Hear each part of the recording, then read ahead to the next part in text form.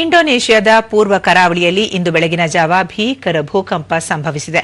Richter ಮಾಪಕದಲ್ಲಿ 7.4 ತೀವ್ರತೆ ದಾಖಲಾಗಿದೆ. ಈ ನೈಸರ್ಗಿಕ ವಿಕೋಪದಿಂದ ಕರಾವಳಿ ತೀರದಲ್ಲಿ ಸುಮಾರು 75 ಸೆಂಟಿಮೀಟರ್ ಎತ್ತರದ ಅಲೆಗಳು ಕಾಣಿಸಿಕೊಂಡಿವೆ ಎಂದು ಹೇಳಲಾಗಿದೆ.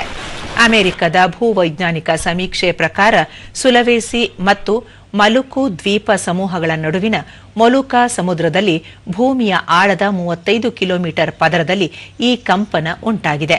ಕಂಪನದ ತೀವ್ರತೆಯಿಂದಾಗಿ ಸುಮಾರು 1 ನಿಮಿಷಕ್ಕೂ ಹೆಚ್ಚು ಕಾಲ ಭೂಮಿ ನಡುಗಿದೆ. ಭೂಕಂಪದಿಂದಾಗಿ ಕಟ್ಟಡಗಳಿಗೆ ಭಾರೀ ಹಾನಿಯಾಗಿವೆ. ಮನಡೋದ ಸಿಲೋಮ್ ಆಸ್ಪತ್ರೆಯ ಕಟ್ಟಡಕ್ಕೆ ಹಾನಿಯಾಗಿದ್ದು, ಸಿಬ್ಬಂದಿ ಮತ್ತು ರೋಗಿಗಳನ್ನು ಅತ್ಯಂತ ಆತಂಕದ ಸ್ಥಿತಿಯಲ್ಲಿ ಸ್ಥಳಾಂತರಿಸಲಾಯಿತು.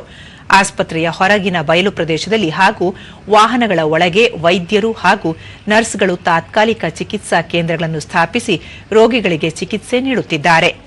ಮನಡೋದ ಇತರ ಕಟ್ಟಡಗಳಿಗೂ ಹಾನಿ ಸಂಭವಿಸಿದ್ದು, ರಾಷ್ಟ್ರೀಯ ಕ್ರೀಡಾ ಸಂಕೀರ್ಣಕ್ಕೆ ಭಾರೀ ಹಾನಿಯಾಗಿದೆ. ಭೂಕಂಪದ ವೇಳೆ ಕಟ್ಟಡದಿಂದ ಜಿಗಿದ ವ್ಯಕ್ತಿಯ ಕಾಲು ಮುರಿದಿದೆ. ಮತ್ತೊಬ್ಬರು ಸಾವನ್ನಪ್ಪಿದ್ದಾರೆ ಎಂದು ಹೇಳಲಾಗಿದೆ.